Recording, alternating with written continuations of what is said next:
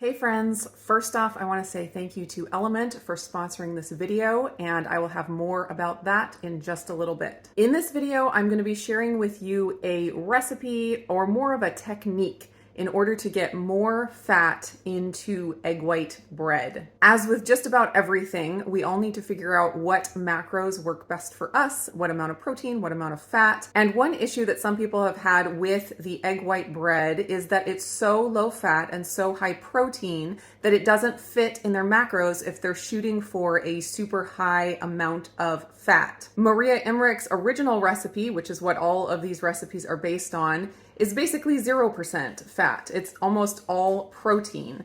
I've tweaked the recipe quite a bit, adding different things. Specifically, adding fat really helps with the texture. So that increased the fat percentage a little bit. But still, by and large, it's a very low fat bread. And one of the tricky things about this recipe is that it's all about chemistry. So as soon as you start adding more fat, either in liquid form or in powdered form, it starts changing the end result of the bread. But because of a couple of comments from you guys that kind of hinted at this idea, and from my knowledge, my previous knowledge of baking with regular flour, I had an idea of something to try in order to get more fat into the bread without changing the structure of it. I tried it out and it worked great. So I am super excited to share it with you today. I am going to be using this technique in my best egg white bread recipe. That's kind of like my baseline recipe that I use whenever I'm experimenting with something new.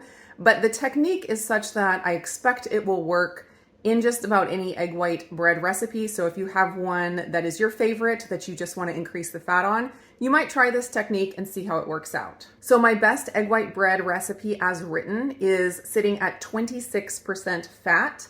And with this technique that I'm going to show you, I got it up to 67% fat, which is a pretty big increase. And then also, as always in my recipe, the arrowroot in the recipe is optional. You can leave it out if you're going for the lowest carb count possible. And if you do leave it out, you can get the fat percentage up to 70%. So no more wasting time. Here is the big secret to adding fat to your bread. Ta-da! Butter. Yes, it is not a new expensive ingredient you have to buy. You probably already have it in your fridge. The trick is that it needs to be frozen. This stick of butter is frozen solid. And what I'm going to do is I'm going to grate it. I'm going to use my salad shooter, which comes in very handy because you want to do this step really fast and you don't want the butter to melt too much. You can do it with a hand grater, but you probably will have to move pretty quickly. So before I do anything else, I'm going to go ahead and get my butter grated, and then I'm going to throw it back into the freezer and let it sit there and not melt until it's time to put it in the recipe. My butter is frozen solid. That is the most important thing here. And these single sticks work perfectly in a salad shooter like this. Here we go.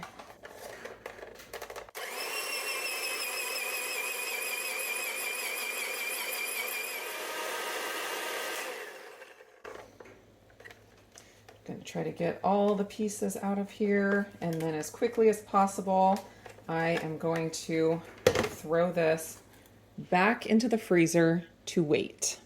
So now on to mixing up the batter. This is my recipe, and you can see the only change I'm making is instead of the 1/4 of a cup of butter powder, I'm doing 1/2 cup of salted butter, frozen, shredded, or grated. And I will be adding that in after I have whipped up all of the egg white mixture, and I will be doing it with yolk powder. You can either do 2 tablespoons of whole egg powder or 2 teaspoons of yolk powder, and I'm going to do the 2 teaspoons of yolk powder option. First off, I'm going to preheat my oven to 325. And I do have my pan here lined with parchment paper. I have a short little video on how I line it with parchment paper so it lays down flat. I will put that video up in the cards.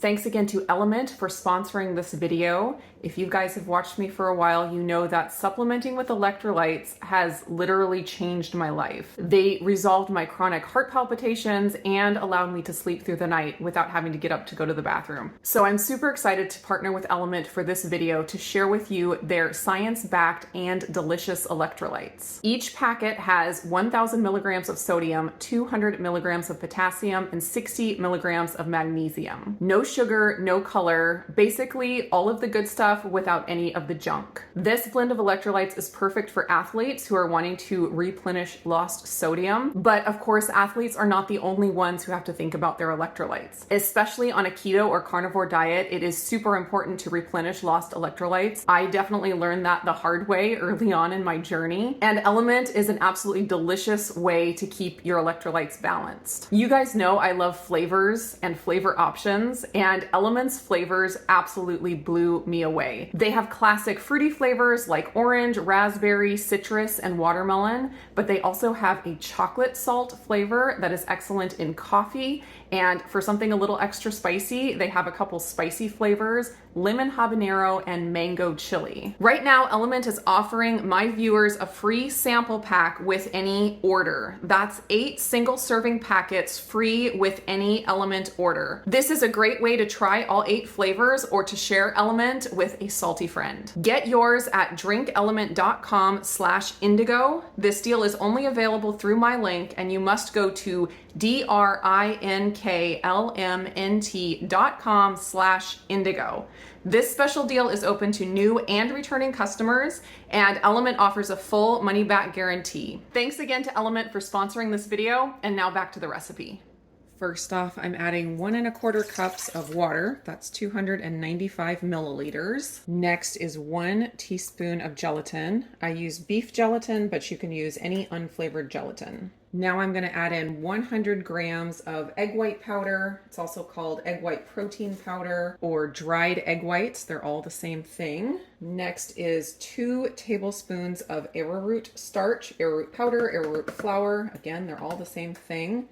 And as always, this is an optional step. If you want the lowest carb count possible, you can omit the arrowroot. Next is 1/4 cup of allulose, and this is what allows the bread to brown. So if you replace it with something else, you probably will not get a brown loaf. It'll be very, very pale. Next is 1 1/2 teaspoons of cream of tartar. And I add a lot of cream of tartar because I like the sour taste that it gives, kind of like a sourdough flavor. And if you don't like that sour tang, you could reduce the cream of tartar to just 1/2 teaspoon, and that will give you the stabilizing effects of the cream of tartar without as much of the tang. Last ingredient for now is 1/2 teaspoon of salt, and I always use Redmond real salt. I'm gonna mix this up a little bit with my mixer head here before I head over to the KitchenAid. I'm going to start this mixing on low and gradually increase the speed to high. And once I get to high, I will let it whip for 3 to 5 minutes until it is very, very stiff, almost like shaving cream.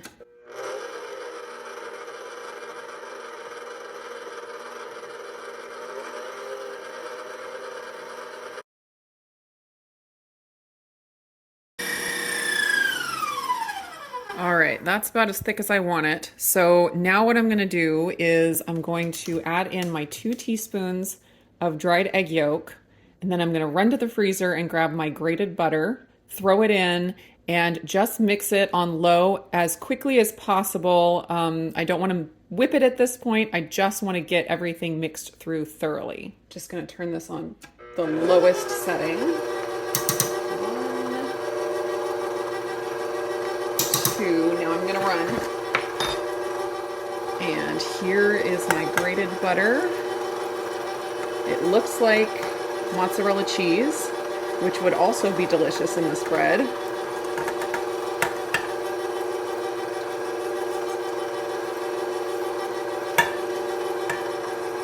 right, I'm gonna turn the speed up for just a second to get it all the way mixed.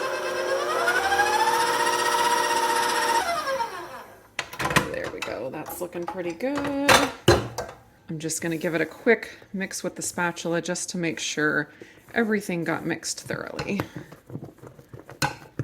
Now I'm going to quickly get it into my pan. Try not to have any giant air bubbles at the bottom here.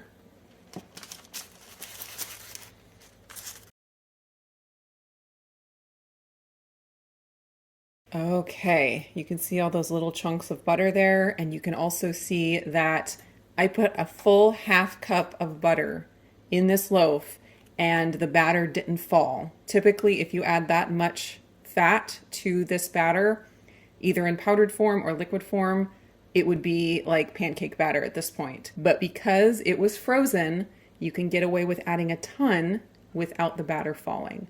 So I'm going to throw this into the oven for 40 to 45 minutes. I found it took just a little bit longer than the original recipe with the butter in there. I will let you know exactly how much it ends up being after I pull it out. I can't make butter bread without using my butter mitt. Look at how beautiful this is. Turned out great. I did go the full 45 minutes. With the extra fat in there that melts as it's baking, it can cook a little bit longer to get more structure. And because of the extra fat in there, you don't have to worry about it drying out like you would with the lower fat versions. I'm going to go ahead and get this out of the pan, and I'll let it cool all the way before I slice into it.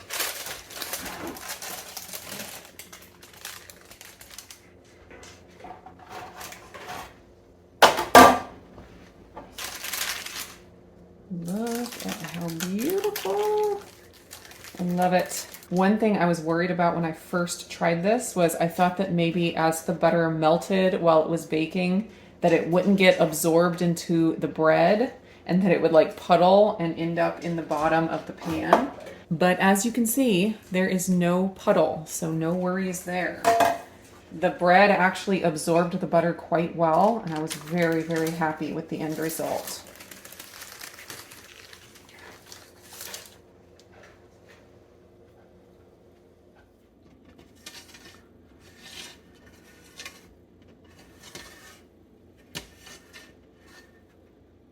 I'm going to let this cool all the way through, and then I will give it a slice and show you what the inside looks like. All right, it is completely cool and ready to slice. Looks nice. Sunk a little bit on the sides, but not terrible.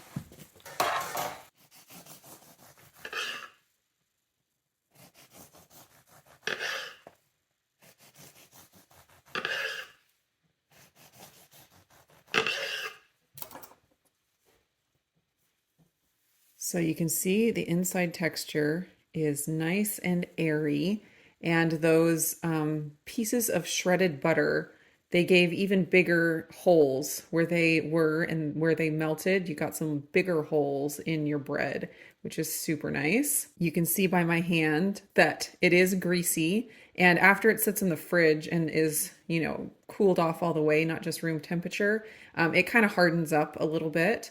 I will say that the texture of this is definitely not choky. If you're worried about having a choky texture like some of the other breads, you're going to totally take care of that with this recipe. The extra fat makes the inside very soft, very, very melt in your mouth, and it is a little bit more delicate than some of the other ones. My original one that is my best loaf recipe with the butter powder and the whole egg or egg yolk powder, it has a lot of structure to it, and it doesn't fall apart easily. It's not choky either to me, although some people are more sensitive to that than others. But this is going to be a little bit more delicate and gonna, you know, be a little bit more melt in your mouth, and definitely you're going to avoid the choky factor. There's a little bit of a rip to show you the texture there. The flavor, as you can imagine, is phenomenal. There's so much butter in there that how could it not taste good? It is delicious. It does toast really well with the extra fat in there. You can get it really nice and golden. I did just like 1 minute in the air fryer at 350 degrees and got a really nice color on it. I just flipped it like halfway through. Also, you can do like a grilled cheese or a grilled sandwich. When I do that, I just make sure that I have the temperature of the pan lower than I would expect, because this egg white bread browns a whole lot faster than regular bread. So you want to make sure your fillings are a little bit warm and melted before you start, and then that you keep the heat down a little bit lower than you'd think, like medium low, and then you can get a really nice toasted sandwich that way. As far as storage, I usually slice it all up at once just so I don't have to pull out my knife again, and then I leave it in an airtight container or bag on the counter for 1 day, maybe 2 days.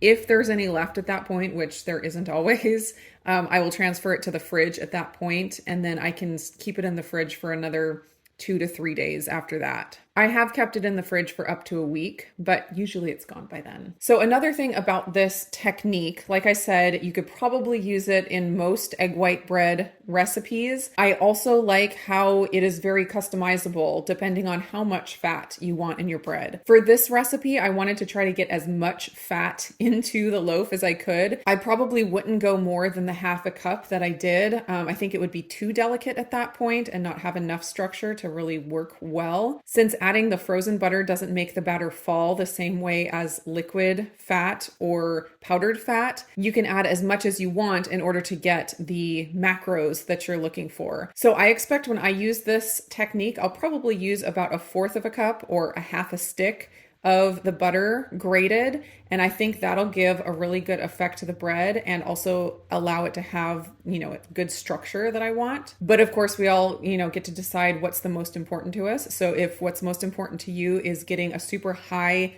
percentage of fat, then you can add that full stick and get an absolutely delicious loaf of high fat bread. I hope you enjoyed this next level butter bread recipe. I will have the recipe linked down below so you can print it out. I hope you guys are all doing great, and I will see you again in the next video.